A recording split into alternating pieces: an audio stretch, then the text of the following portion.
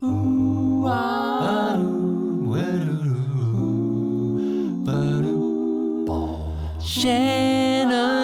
Lumber Industry Update. Well, hey, everybody. Welcome back to the show. Today's episode 125, and I've got a bunch of emails I need to respond to. We're going to talk a little bit about the twist in not just boards, but twist in trees. We're going to talk a fair bit about monocots or grasses. We're going to talk about wood splitting that has been kiln dried versus air dried, and a little bit about the commercial names of lumber. That's a lot. That's a lot to talk about. So welcome to the show. Thank you for tuning in and listening. And I don't know that I've officially said this, but if you're watching this on YouTube right now, you're watching me talking at you. This is the video version. I'm still producing an audio version of the show. In fact, it's the same audio that you're, listening to as you're watching this on YouTube. And it's all going into the feed. So if you've subscribed to this via your typical podcast catcher, you're getting the audio version of the show. But there is a video version as well. I'm going to try to make them pretty much interchangeable, but I will tell you, if you're listening to this in audio and you haven't checked out the video, you might want to go check that out because there are some visuals. Like today, we'll talk about monocots, and I'm going to show some visuals of ingrain to give you an idea what that looks like. Also, some of the industry news and feedback that I get to, I tend to have some visuals that accompany that as well. I've just added this as a podcast playlist to my Renaissance WW YouTube channel, the YouTube channel that's been there for, 15 years. Well, YouTube's not that old, but it's been around for 15 years, longer than YouTube. So, give it a shot if you want to turn your podcast listening into podcast viewing, or if you're like, I don't want to watch this crap, let me just listen to it on my commute. Both are available. Enough of that. Let me say thank you, as usual, to everyone who sponsors and supports the show on Patreon. If you are interested in sponsoring the show, go to right down here, patreon.com/lumberupdate. But more importantly, I want to lead the show by saying this show is going to be comprised mainly of questions that you've sent in. So if you have a question about lumber and the lumber industry, whatever, go to lumberupdate.com. That's where you can fill out a form to submit questions, or you can just email me at lumberupdate@gmail.com. Of course, you can also follow me on Instagram at lumberupdateshow, and you can direct message me there as well if you have questions. Enough of the business aside, right? Let's get into some of the topics that we have for today's show. So this was sent in to me from Mike, and we've talked about several times in the past about local ordinances on tree removal. So Mike writes in and says, a local perspective on your discussion of permit requirements to cut down trees on private property. Where I'm from, the north suburbs of Chicago, many municipalities require permits to remove trees from our yard. Much of it is because of what is known as the Lake Forest Chainsaw Massacre. Mr. T, yeah, that Mr. T. Oh, wow. Those of you watching the video here just see why I don't like these newspaper websites, because they're nothing but ads, and an ad just popped up over this. In fact, I'm going to just get rid of that entirely, and you can just look at me. Anyway, there is an article that I will link to from the show notes that goes into more detail on this from the Chicago Tribune. But Mr. T, like the A-team, like pity the fool, that guy. Mr. T took residence of an historic Lake Forest home in 1987. It was a 7-acre estate built in 1910 and was owned by the Armour meatpacker people, like Armour hot dogs. They were, he then proceeded to clear cut 100 or so oak, elm, and maple trees from the grounds before he was stopped. He apparently did this because of his allergies. He then took much of the lumber, dumped it into a marble pool, and filled it with dirt. So I will point to the article on this. There's no imagery or anything like that. The one thing I will say about this article that cracks me up, and I initially was like, is this legit? The published date of this article in the Chicago Tribune was May 22nd, 1987. I'm like reading a webpage that says it was published in 1987. Yeah, no. Then I looked a little further and it said updated August 9th, 2021. So what that tells me is, like, in the paper, it was published in 1987, long before the internet was, well, not a DoD project, and it was eventually added to the website in 2021. That kind of gave me pause for a minute. Like, my entire mind was blown. Like, the Chicago Tribune had a website in 1987? Anyway, moving on, Martin wrote in and said, thanks for your great conversations and monologues on wood. And I wanted to make a follow-up on your reference to birch syrup and one of the thousands of listeners who mentioned walnut syrup. Well, here in Connecticut, there's lots of maple syrup production, as you would expect, and there are lots of birch trees. I don't know about birch syrup, but I can tell you that every year my neighbor brings me a gallon of birch water and says that it will allow me to live forever. He taps birch trees, collects the water, not the sap, and distributes it to everyone in the neighborhood for its rejuvenating properties. So far, none of us has aged unduly or died. My sister in California tells me that bottled birch water is quite the fashion amongst a certain group of people. So I actually dug into this a little bit, and yeah, there are an enormous number of birch water commercial products out there. From like bottled water people, the companies that you've heard of, they have a birch water product. There's also some that, come in recycled cardboard containers and exactly what you would expect to find in, like, your alfalfa's market or something like that. It is the sap. It's the water in the tree, but with the water, it's basically diluted sap. So it does have a slightly sweet taste to it. He specifically says it's the water, not the sap. It'd be a little difficult to extract one from the other, but it has basically all the nutrients and minerals and things that the tree is using to feed itself in the water. So it's vitamin fortified water, birch water. Yeah. Who knew? It was funny. Once we started looking into that, I realized that I've actually seen this on my shelves, but I've never really bothered because I don't actually buy water at the store. I get water from my tap. Does that make me lucky? I don't know. I feel like that's a common thing that we should see. Maybe not. Moving on to some feedback from Sean about glue lamps. That's a glue lamp up there.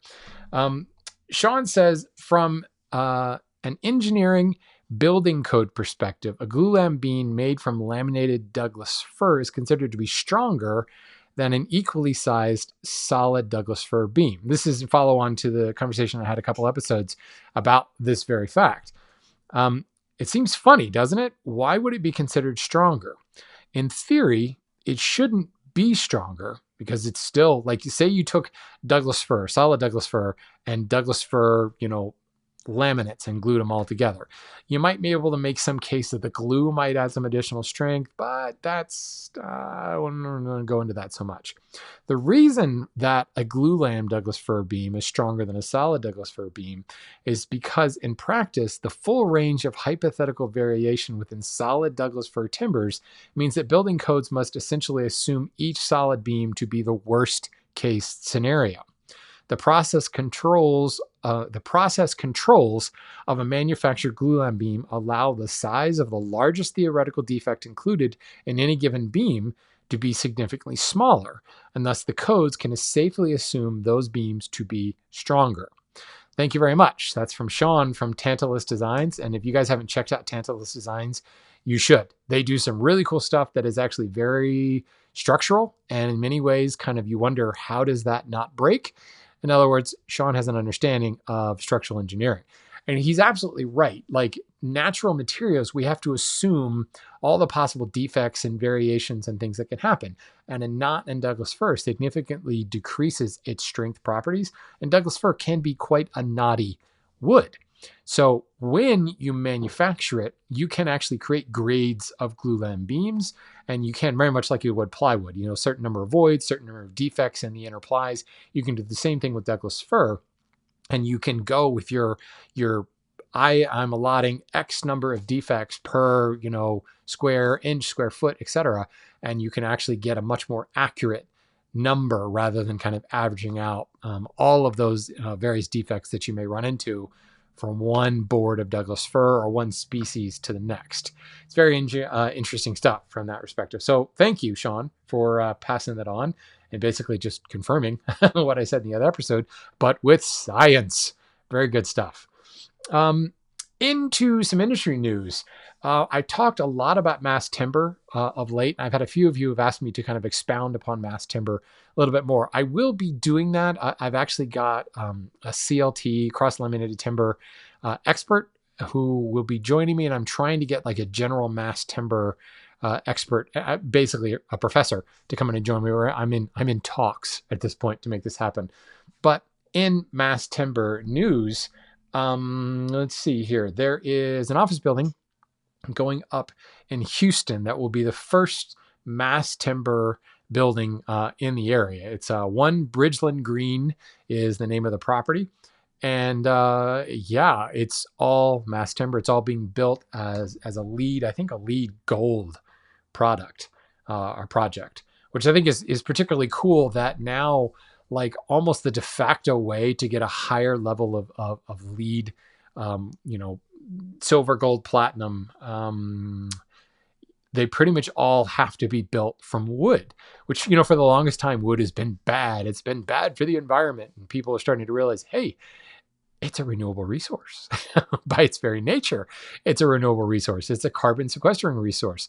So cross-laminated timber, basically just mass timber construction in general, is now, if you see a LEED project that has a gold rating, certainly a platinum rating, you guarantee there's a large percentage of it that's made from wood.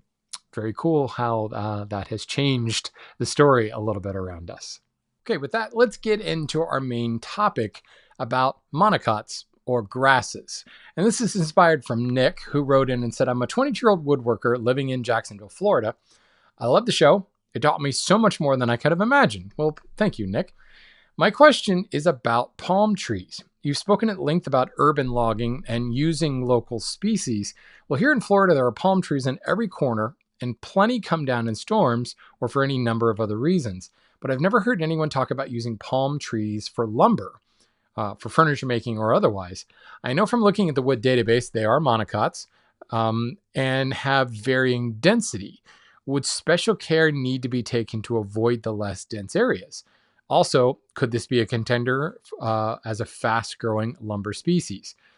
Lastly, if monocots do prove viable for lumber, do they need to be dried any differently from, quote, normal species?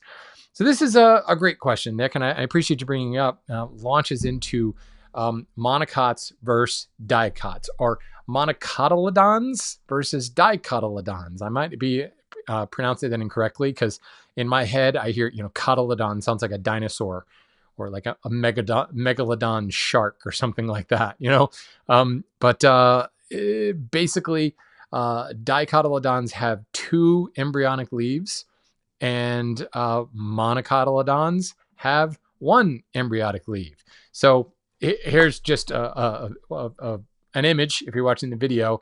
The most obvious way that we're going to see them is in the leaf structure.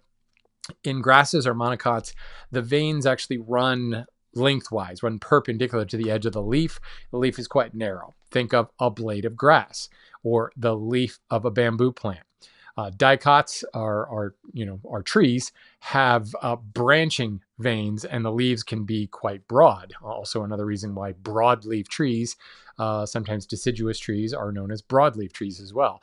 But really, when you look at a kernel of corn, which is a monocot, it's just that single kernel, and that's that single embryonic leaf.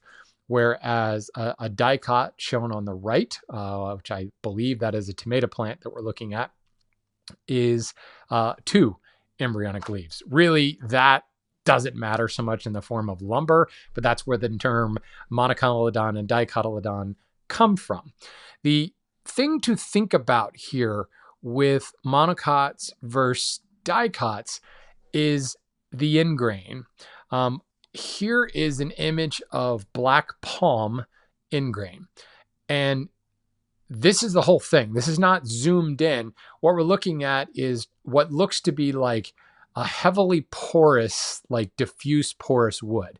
Like if we really, really zoom in on beech or maple. This is might be what we look at.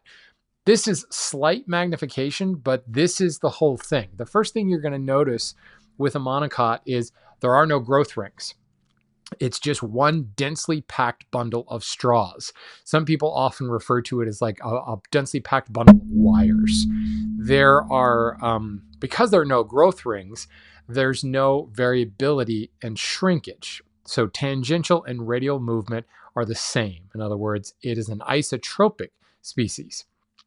But they do have a high shrinkage amount, mainly because of the extremely high water content within, a palm tree, a blade of grass, bamboo, etc. So while it's going to have a TR ratio of 1, it's going to isometrically expand and contract, but it's able to shrink a lot. Volumetric shrinkage can be 18% and above on these. So if you are actually harvesting bamboo or harvesting a palm tree, like Nick wrote in about, fine, but you're going to see a significant amount of shrinkage. So if you cut it into a board, why you can expect isometric movement or isotropic movement, it's going to move a whole heck of a lot. What's interesting though about the monocot is they're opposite to the structure of dicots in that a dicot, a hardwood tree in particular, it's got sap running up the outside of the tree, and the sapwood is quite spongy. It doesn't really add a lot of structure. It sends its waste products into the center of the tree via the medullary rays, and that's what creates the heartwood. The heartwood is the skeleton of a tree. The center of the tree is the structural part of it. A monocot is the opposite, where the outer kind of shell is the structure of the tree, and the inner part is soft and mushy, and that's where most of the water is. So a palm tree, if you cut down a palm tree, the cross section, it would be really, really mushy in the middle with incredibly low density, and it would get denser and denser and denser as it moves towards the outside of that log. Bamboo is a perfect example of this. Most people are familiar with bamboo, and it's hollow in the middle. This is what we're talking about. The water goes right up the middle of the bamboo culm or stalk, and you've got this outer, denser kind of shell to the bamboo, and there's little fibrous membranes in between the nodules and things like that. But for all intents and purposes, it's hollow in the middle of it. Grasses are all this particular structure. So again, totally opposite of a dicot. There is no secondary growth like a dicot, so you don't get any kind of woody material being formed. And this is where the lack of growth rings comes in. This is why we're just looking at, I like to think of the ingrained structure of monocots as like extremely zoomed in dicot structure, but it's this way homogeneously throughout. These will have a pretty high silica content. Certainly depends upon the monocot we're talking about. Corn and grasses are going to be certainly different than palm trees. Palm trees grow in sandy soil. They're going to suck up a whole bunch of sand, silica, SiO2. So the cutting a palm tree has been known to actually create sparks on like a table saw, something like that. Bamboo to a lesser extent, because obviously bamboo can grow over a wider area. I've got it growing in my backyard, and it's a freaking pain in my butt because I can't get rid of it, and it grows so incredibly fast. But palm trees in particular are known to actually cause damage to saw blades due to the high silica content.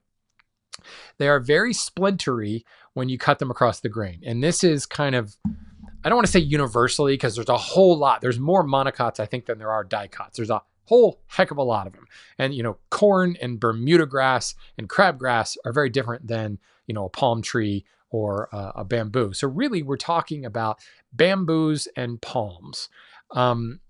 This is, as you cut them across the grain, you'll find that they splinter really, really readily. And a lot of the machining tips you'll hear from people will be, it's best to like run tape along your crosscut line and make the crosscut from there. And it sounds actually strikingly familiar to working with cheap quality plywood.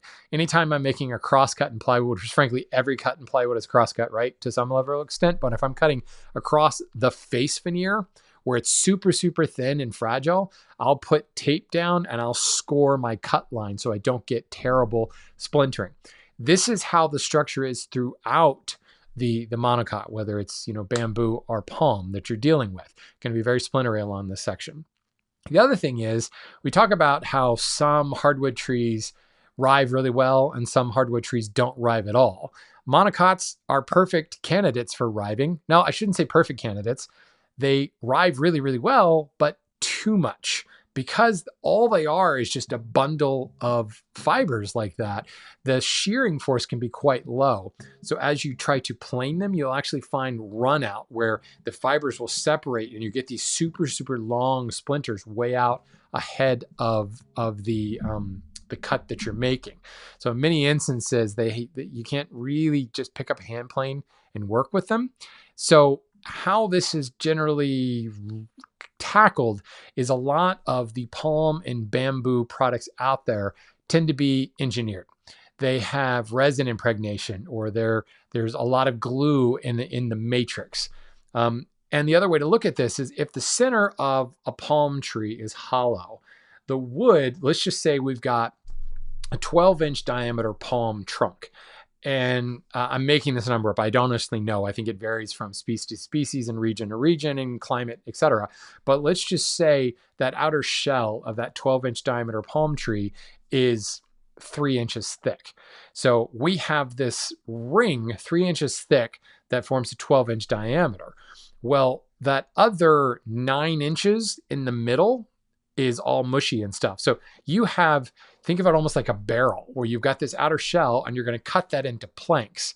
Well, at most you've got 3 inches thick, and due to the curvature of it, you're going to cut it into narrower pieces. So what they're doing, and they form like a bamboo plywood panel or a palm, board, because I have seen palm in like 2x4 type structures or 4x4s. They're laminated together. They're taking these narrower, we'll say, with our example, we'll say about a 3-inch wide by 3-inch thick, slightly curved piece. Again, think of a barrel stave cut out of that trunk, and then they're going to be laminated together and pressed, just like plywood is put together in a high pressure and temperature to either make boards or to make sheet goods. Like bamboo ply is pretty ubiquitous these days. So rarely are you actually just cutting boards out of the trunk. That's not to say it's not possible, but obviously you're going to be limited in the width quite a bit. Now, when we're talking palm specifically, and to answer Nick's question, they're everywhere. Why is this not, should we see more palm lumber? Well, certainly the big thing, and especially the red palm, the coconut palm that we're talking about here, tearing up saw blades, but also they tend to be more valuable as a tree than they would be as lumber. The larger, older palm trees, I read on a forum where they can be worth tens of thousands of dollars. And the fruit, the coconut that it produces, can also be more valuable than the lumber itself would be. And a lot of this comes down to just the high amount of manufacturing that you need to make usable lumber compared to, their die-cut counterparts. There's so much stuff put into this to make it that the cost ends up being really high, and someone would rather go buy like a real tree instead of a grass tree. Now, bamboo is a slightly different story because bamboo, it grows so incredibly fast. I mean, it's ridiculous. I'm looking at my window right now. 3 weeks ago, I cut down some bamboo, and I can see, so it's been 3 weeks since I've addressed it. Right now out my window, I can see 8-foot tall stalks that I haven't had time to go out and cut them down. Now, it's been raining a lot here lately, so the growth rate is up. It's still 8 feet in 3 weeks is what we're talking about. So yes, it grows really, really fast, but the yield is going to be quite low. But you can harvest huge amounts of bamboo, and there are places that are, have manufacturing set up to break it into those little slivers, glue them all together, and these are generally plywood manufacturers. They're used to dealing with fragments and kind of, for lack of a better term, sewing them together like you would plywood veneer sheets. From a working property perspective, before we get too far away from this, there tends to be a lot of glue, a lot of resin. Bamboo can also be taken to higher temperatures, almost like a thermally modified wood. That's called carbonized bamboo, and it looks kind of caramelized. It's a little bit darker in color. It does a little bit to the hardness, but really what it does is stabilize it a little bit more. It just bakes more of that water out and shrinks it basically, so it's not going to be moving a whole bunch after that. Now, again, it has a TR ratio of 1, but that does not mean that it won't move. It will absorb moisture and move and expand and contract seasonally like any, any die-cut wood, but it's going to do it uniformly so you don't get the warping issue that you would of an anisotropic species. Once you carbonize bamboo, it essentially is not going to be absorbing any more water. And that's the same idea with kiln drying hardwoods, where you're hardening the cell wall there. They absorb moisture, but they do it much more slowly, and they shed it very quickly.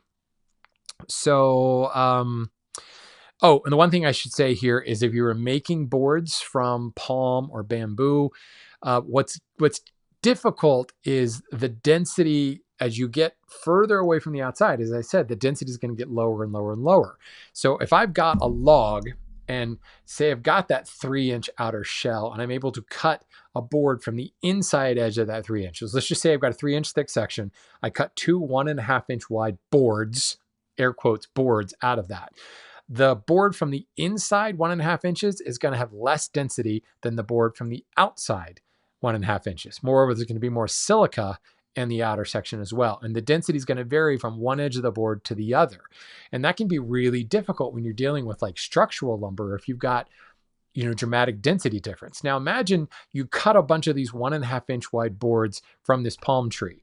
Well, now they're 1.5-inch wide boards and there's no semblance of where it came in the trunk. Because again, if I go back to this image of palm ingrain, there's no way of looking at that and looking at growth rings and saying, oh, this is the hard side, this is the bark side. It's the same throughout. It's completely uniform ingrain. So once it's cut in a board, you have no idea where that came from in the tree. And unlike a die-cut or specifically a hardwood, where the pore density can tell you a lot, you're going to have the same density of, and I can't even call them pores, but the same density throughout, density as far as appearance, the same number of little pores, but the density of the material in between the pores is going to be different. So the pattern looks the same, but the density is substantially lower. So once it's in board form, you have no idea where that came from, and therefore really have no idea what the structural properties could be, or for that matter, what the structural properties could be from the right side of the board to the left side of the board. So this is why additional engineering and manufacturing, like resin impregnation, is done to stabilize not stabilize from a movement, but stabilize from a density perspective, turn it into something more uniform. Stabilize is probably not the right word there. I'm thinking of like cactus juice products where you inject epoxy into it, and often that's called epoxy stabilization. It's essentially what we're talking about here. So working products wise, let's look at bamboo first.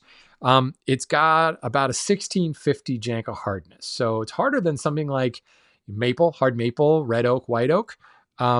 Density, again, could be 0.62, which would be about the same as red oak, but you're also going to find it as low as like 0.27 or 0.38, which is like below red cedar in density. And again, it could be one reading on one side of the board and the opposite reading on the other side of the board. Very inconsistent there.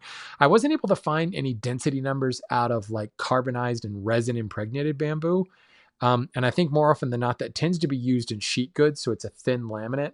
I probably could pull some numbers if I wanted, but essentially if you were talking about making it into lumber, and I should say, I do have experience working with bamboo. I've built a couple bamboo fly rods. So you're dealing with these little tiny pieces that I'm using a block plane to shape into triangles that I can bundle together into an octagonal shape. So my experience has been working with really, really skinny pieces.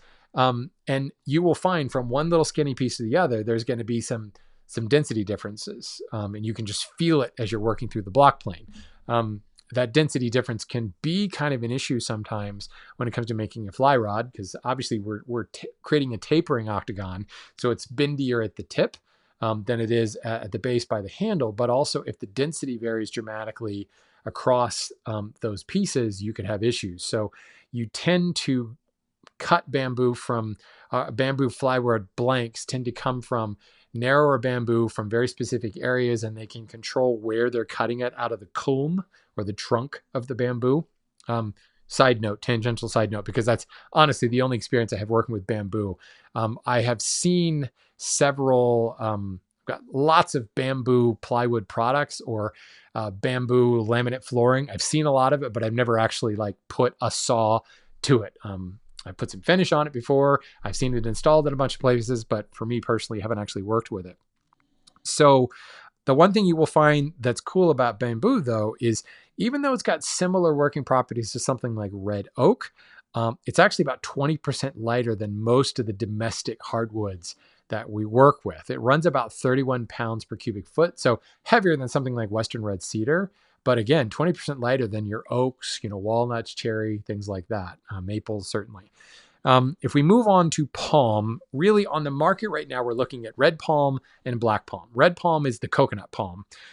This is about 1900 Janka hardness, 0.68 density. So again, we're getting into the maple, white oak realm there, harder than white oak, closer to maple. And then the weight, about 52 pounds per cubic foot. So very similar to a typical hardwood, a hard hardwood, 1900 Janka hardness. That's getting up there. That's quite hard for domestics. You Australians are laughing at me if I call 1900 hard. That's like, that's nothing. Black palm, a little bit harder at about 2020 hardness. Density, understandably so, is a little bit higher at 0.79, and that runs about 61 pounds per cubic foot. Now, the important part to think about here with the red palm and the black palm is more often than not, availability of lumber sizes, like board sizes. It's rare to find that. So where you mostly find black palm and red palm is in pen blanks. Like there's a huge market for turners, pen blanks, peppermill blanks, small turning type stuff. The palm tree itself, like leaving it in round trunk form, is used a lot for construction. Think of log home building, and that's done in tropical areas.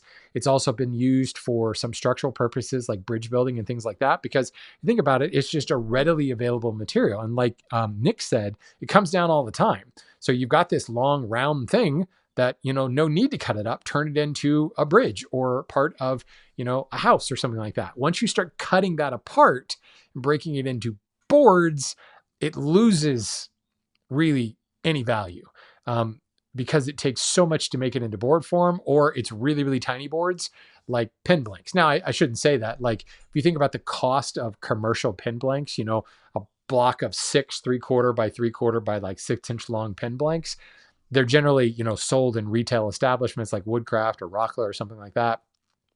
The price point on those can be pretty high when you actually break it down to a board foot price, but that's not the point, right? And oftentimes they tend to be impregnated with resins and epoxies and things like that. So, there's value there if you have the manufacturing to set it up and you have the turn rate to move them in quantity. That's the thing. Like I've got a whole box, like a Rubbermaid box full of pen blanks that I've accumulated over probably 10 years. And if I were to just do nothing but turn pins, it would probably take me 5 years to empty out that stash. So, turn rate's pretty low on these things. I don't make pins professionally, but I'm just not sure that there's a lot of ROI in that. It's not the business that I would recommend getting into there. And that's generally where the palms go, is into this turning type stuff. The other monocot product we can look at is hemp. Specifically the product Hempwood. Now, if you go all the way back to this podcast, episode 28, I had the CEO of Hempwood on the show to talk about this product. Hemp is a grass. Hemp is an incredibly strong fiber, and laminated together with resin and heat and pressure, they create boards out of, a grass in the purest form, almost a hay-looking substance. And that stuff has a hardness of about 2,000. It runs about 55 pounds per cubic foot. So similar to the red palm, on density 0.62. So density, again, is going to be similar to red oak, the high end of bamboo. But here again, the tensile force of the hemp, if you go back and listen to that episode, they were destroying bandsaw blades trying to crosscut this stuff. They could rip it okay, because again, you're splitting along those fibers, and really you're splitting the resin more than you're splitting the fibers themselves. But the fibers are so strong that they were tearing up the bandsaw blades, and so high in silica, they were tearing it up. So, from a turn rate, I remember that Hempwood episode, we talked about how quickly, like one harvest season, and they have the material to make boards. So turnaround, you're not waiting 40 years, 60 years for a tree to grow. You're getting more raw material to make more hempwood every harvest season. Bamboo, like we said, it grows super fast. Turn rate on that is going to be super fast for even large culms. Palm, same type of thing. It's a fast growing tree. Most of these monocots will regenerate from the rootstock. So you cut it down and it grows right back. There are some dicots that do that as well, but I don't know if it's all monocots, but the large majority of monocots will regenerate this way. So if you cut down bamboo, like I did 3 weeks ago in my backyard, it grows right back from that. Unless you go and you pull, the taproot out of the ground, not a taproot is a dicot thing. If you pull the root out of the ground, which runs in bamboo, it runs parallel to the surface of the ground, but it's quite deep. And you can find, I've been trying to dig up the roots in my backyard, but I found them, from one end of the yard to the other. My previous homeowner here planted bamboo. Why one would do that, I don't know. Unless you just want a thick privacy screen, it's good for that. So yeah, it's there's a lot of manufacturing that's going to need to go into working with monocots. But even though it's not a wood, it is a grass. Certainly, we've got a lot of engineered products in the market today that I don't see why there isn't a place for it in the market. Bamboo has certainly taken a large part of the laminate flooring market we see now. It's listed as a sustainable, very green product due to its fast growth rate and its high turn. Palm, that's kind of a dirty word. Palm oil, again, the trees are more valuable for their extractives than the actual wood material, even though it's not wood, it's grass. But palm oil plantations, because palm oil can be quite valuable, the harvesting, or shall I say the silvicultural of it, has a negative connotation to it. There's a lot of land being turned into palm oil plantations that probably should not have been. That's the whole other subject from a sustainability perspective. From a wood perspective, you'll find that it's just not worth harvesting it. Possibly from an urban logging perspective, if there's a lot of palm trees down and they're just getting, put into a landfill, maybe. But be prepared to come up with really narrow boards that may eat your saw blades. So you're probably going to have trouble getting, band mill blades are relatively cheap now, but you're still destroying a blade with every cut you make practically. At least that's what I was reading in sawmill forums and things like that. So let's move on, shall we, to some emails. Friend of the show, Tommaso, and former guest on the show, Tommaso, wrote in, and this is not really a question, more of a comment that I wanted to list in here because it does answer some of the questions I've gotten through various episodes. So Tommaso wrote, "Pine is all right, oak is okay too." This is a quote from a timber frame and Dutch style structure restoration pro friend of mine. He's referring to twist and beams, where if the pine twists to the right, it won't twist any further. But if it twists to the left, you're going to have issues. Oak is the opposite. Now, why am I mentioning this? As part of wood movement, if we can look at the tree itself, if the tree stood alone in a field buffeted by winds for 50 years, it's going to have twist, and that might not then be a desirable log for furniture.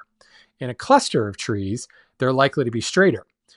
So something for those taking down the tree and actually milling it into boards to be aware of. This is if we're going to the lumber yard or you're going to the Home Depot and you're buying boards off a rack, you don't know what that tree looked like. If you get good enough, you can look at the end grain and start to understand from where it came in, where that board was positioned in the trunk. Sometimes you can look at the grain and tell a little bit more about how that tree grew. But if you're actually starting from the log, and hopefully you know where that tree grew, look at its surroundings. Is it a field tree? Is it a forest tree or a canopy tree? That's going to tell you a lot. Where did that tree grow? What is the local weather conditions around that tree? Is it in a riparian zone? Was it on a hillside? All of those things will affect the growth of that tree. We've talked about compression wood and tension wood as you're talking about branches or a tree growing on a hill. All of that will affect how that board moves down the road. So here's the additional advantage, I guess, of those of you out there who are harvesting trees and cutting them into boards. If you have that line of sight far enough upstream in the manufacturing to where the tree grew and how the tree grew and taking a look at the bark and the pattern of the bark, you're going to learn a lot. You're going to be able to predict a lot about how that reacts as a board. And the good foresters out there know this. And not only do they know which trees to harvest, good example of the restoration of Notre Dame. There's videos out there now of people walking through that century forest and inspecting trees, knowing this is going to produce, the perfect beam for La Forêt, in the steeple there. They can tell that looking at the tree. Log scalers are pretty good at that type of thing as well. Silviculturists are good at it. They're also good at producing a growing environment to produce straight trees as well. So knowledge is power in that particular instance. Great tip, comment, Tommaso, however you want to put it. So related to this is a question from Daniel. He says, your segment about picking up lumber on a rail trail touched on something I've been meaning to ask. I live in an older neighborhood in Chicago, and every spring, thunderstorms bring down tree limbs. I think mostly maple. I'm interested in making small boxes for watches and cufflinks. Could I buy a small chainsaw and bandsaw and buck small pieces and mill small boards out of limbs? Yes, I'm looking for an excuse to buy more tools, aren't we all? I don't mind if the wood has character. What do I need to know as far as drying it? Could I air dry in my shed? Do I need to worry about bugs? Well, honestly, if you're not kiln drying wood, you kind of always have to worry about bugs. But I do think that bugs will tend to be more in the central trunk of a tree and not so much out in the branches. That's just because that's where, that's the source of the sugar. That's the source of the food.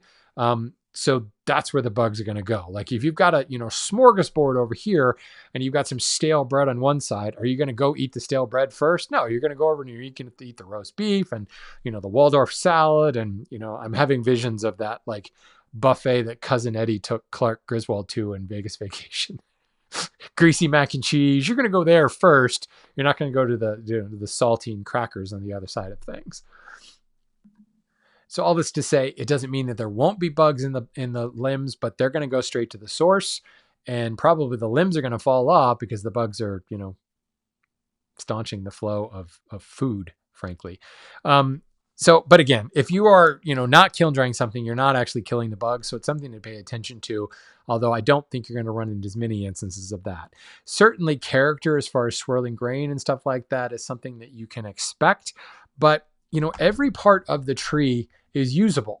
There will be greater movement in the branches just to the fact that the branches are growing out from the trunk and they're going to be subject to more gravitational pull. So you're going to have compression wood and tension wood. Depending on whether you're looking at the top side of the branch or the bottom side of the branch, you will have internal tension built into that limb. Once you cut that limb into boards, you're freeing that tension to do its thing. So what I would recommend is if you're cutting it into boards, specifically cut it thicker and wider and longer than you need and let it kind of release its tension as it's air drying, and then do any milling down from there. You're talking about really small boxes, cufflinks and watches and things like that. Very small boards that, in other words, the fastest way to flatten a board is with a saw, right? If you've got a warped board and you cut it in half, you've got less bow in that board. So if you're cutting down to really, really small, 3-inch long pieces, you can actually get away with quite a bit. Moreover, you're probably going to have really thin stock. So if you saw it into 5/4 thickness, but what you plan to use it for is going to be 1/4 inch or 3/8 inch thickness, you can plane away a lot of that twist. Now, what this means is there will be a high amount of waste factor in using branch wood. But the other thing is embrace the natural curve. If that branch curves all over the place, try to find a design that will work with that. A good example of this, I was at Roy Underhill's school several years ago, and he had the handle on a wooden hand plane that was made out of a branch. And that tote on a hand plane has kind of a curve to it, and then it curves back to form that kind of saw handle look to it. He had a branch that had that S-curve into it, and it was the perfect, super strong tote for the plane because that was the shape that nature grew it in. So something to think about as you're if you're cutting into boards, you're still imposing a straight line on something that's curved. So maybe make a curved box and take advantage of that curve in the branch. So again, no reason you can't use it, but also knowing, back to Tommaso's point, if you know where that branch came from in the tree and where that tree grew, you're going to have some idea of what kind of additional tension could be in that branch. And pay attention to the shape of that branch and identify what was the top of the branch and what was the bottom of the branch. And you'll have distinct tension and compression wood on both sides of that. Jason wrote in and said, I built some face grain cutting boards a few years ago and seeing some splitting. Ones I made years before that are holding together fine. Both were finished with mineral oil and wax. The two biggest differences I can think of is the second batch, the ones that are splitting, are thicker and have some air-dried material. Is it possible for thicker material to be more likely to split, especially with varied species and glue lines being mixed of flat, quartered, and rift-sawn? The expansion differential being exaggerated by the abuse of a cutting board having a lighter finish and exposure to water. Would this apply to tabletops? A thicker glued up tabletop more likely to split than a thinner top? Also, would air-dried material be likely to move more and contribute to splitting? Okay, John, there's a lot in that question. It's one of the reasons I picked this out of the pile of questions. One thing I want you to think about, because this comes up a lot with cutting boards where you're using a lot of different species and, like you said, a lot of different gluing surface, a flat-sawn face, rift, quartered, etc. Those are pretty negligible in the grand scheme of things. The movement differential between like maple and walnut or cherry and jataba, or just pick a species, that movement is not as extreme as you might think, especially when you consider the tangential and radial numbers that are given to us for species. Those are like overall numbers. The most movement you can see in tangential cherry is 6% or 6.2, whatever the actual number is. The movement that you might see from, fall to summer or spring to winter or something like that in your house could be substantially smaller. So say there's a movement differential between cherry and walnut. There is. But say the total differential is about 2%. Again, that's 2% across the entire spectrum from green to dry. So if your house climate changes, a couple of percent moisture, you're talking very little movement along those differential species glue lines. Moreover, the difference in movement from radial to tangential and all that stuff is still relatively small, especially when we think of wood movement is a percentage game. We're always referring to the 6%, 7% movement. Well, cutting boards, even those face grain boards that you're making, tend to have narrower strips. I mean, how big is the biggest cutting board? Maybe 24 inches across, that's a pretty honking big cutting board. But even then, you might only have 2 or maybe 3 inch wide strips at most. Well, 6% of 3% in movement is very little. Now, over a tabletop, absolutely, 6% across a 24-inch wide surface could be pretty substantial. So you do have to think about the small pieces that are being used. Moreover, and this goes to your question about whether the thickness plays into this, the thicker a piece of wood, the more oomph it has, the more strength it can exert as it moves. Likewise, the thinner, the less force it has to throw around. So in a thinner cutting board, we'll say an inch and under, sometimes even the glue lines themselves can restrain the wood from moving. The wood is still moving, but it's kind of being held in place by the glue line. As you go into thicker materials, that thicker wood just has more strength to be able to break a glue line. So a couple of answers going on there. The thicker cutting board could be posing the problem, why it's causing splitting, but also scaled up into furniture size pieces like thicker tabletops and things like that. This is absolutely something you need to be concerned about. My desk in my office is a walnut slab that's punctuated with 2 holly racing stripes, if you will.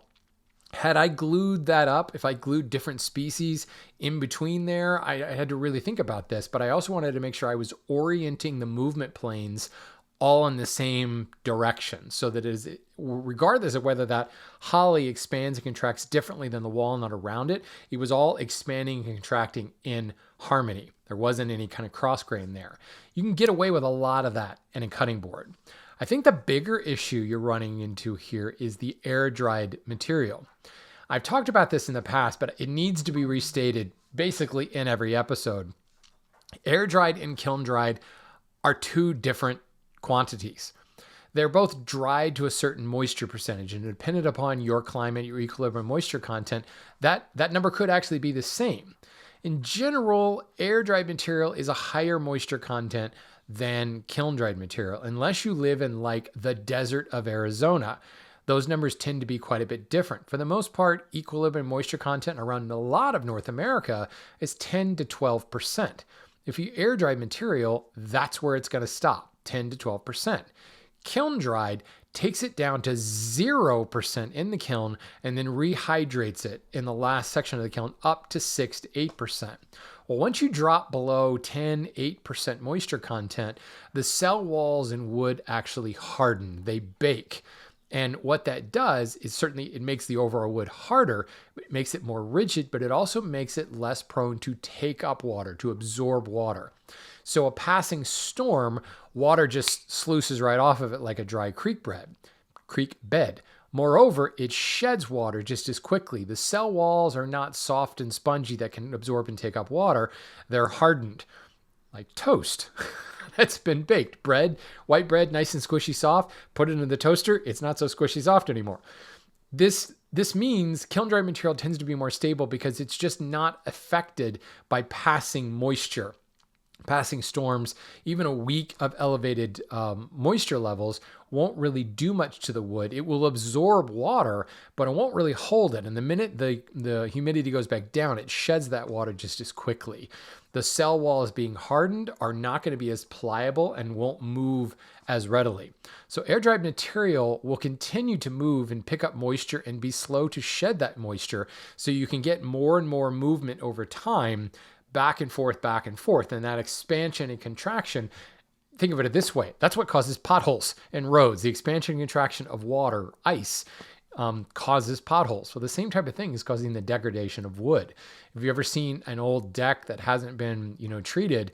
It's splintered like all over the place because water gets in there and it expands and contracts. It causes the wood to expand and contract as it absorbs it, but also doing freeze-thaw cycles, you run into the same type of issue. Sorry, my laptop's beeping at me there. So air-dried can be a very good thing. You can get some really great color variation. It's generally a lot easier to work. Some of that depends upon the species, but it's lovely to work with. But, you are getting what you pay for, if you will. You are dealing with a board that is less stable overall because, it's just not going to shed moisture as quickly. It's not going to repel moisture as quickly. Kiln dried absorbed moisture, but because it does so very slowly and loses it quickly, it kind of stays flatlined.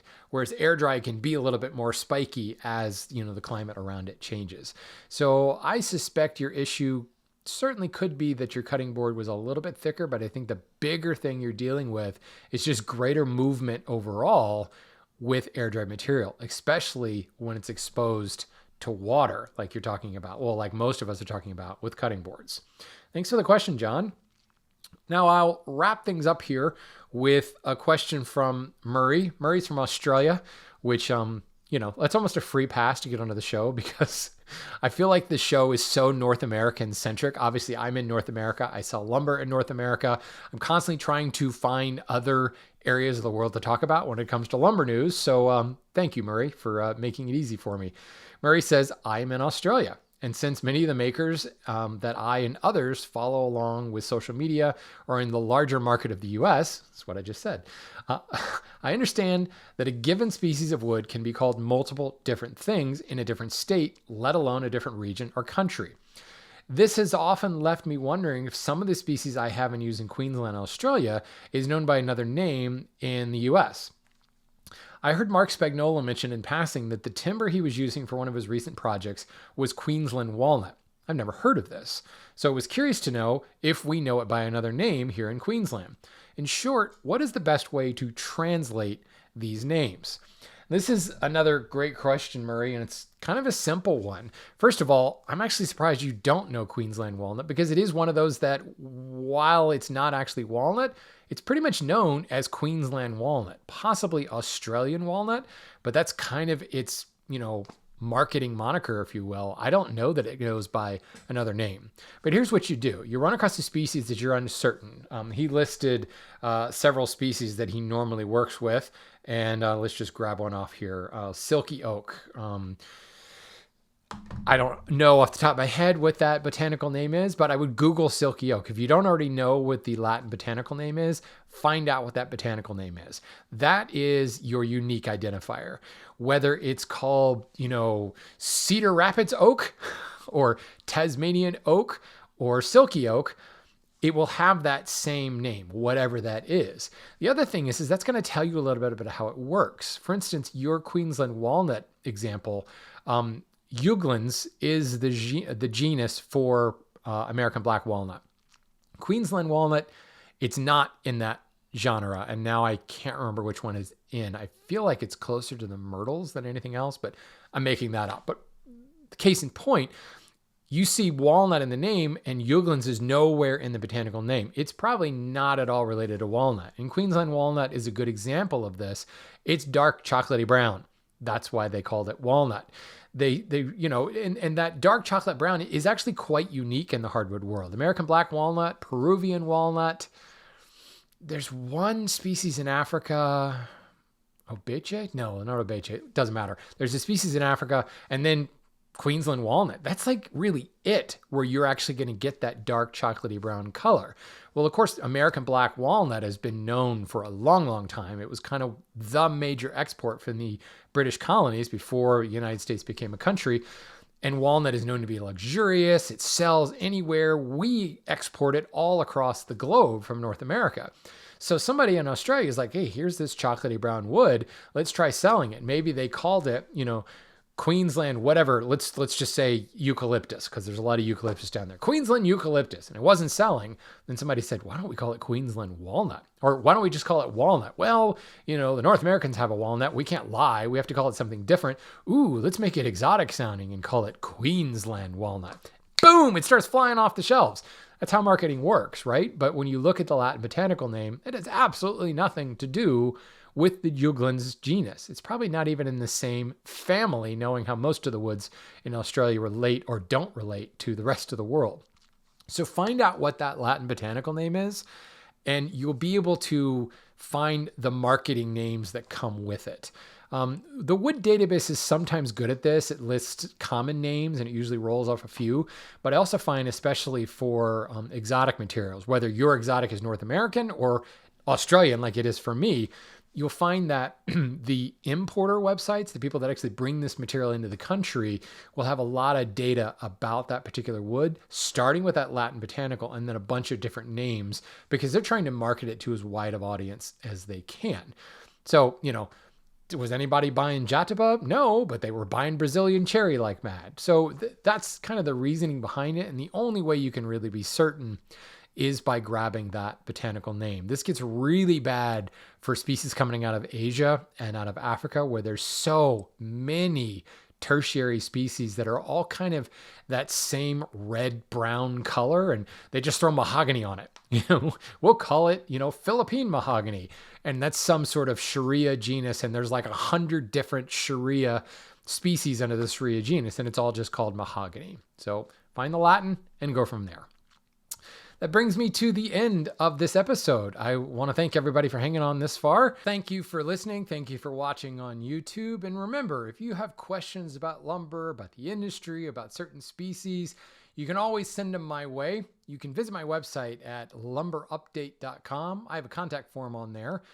If you just want to send me an email, lumberupdate@gmail.com, or you can find me on the socials at Lumber Update Show, and you can send me a direct message there as well. Love the questions. Keep them coming. Certainly makes my job easier when it comes to putting a show together. So just remember, folks, when you go searching for lumber for your next project, keep an open mind, because you might be surprised that what was perfect for your project might not be lumber at all. It could be a grass.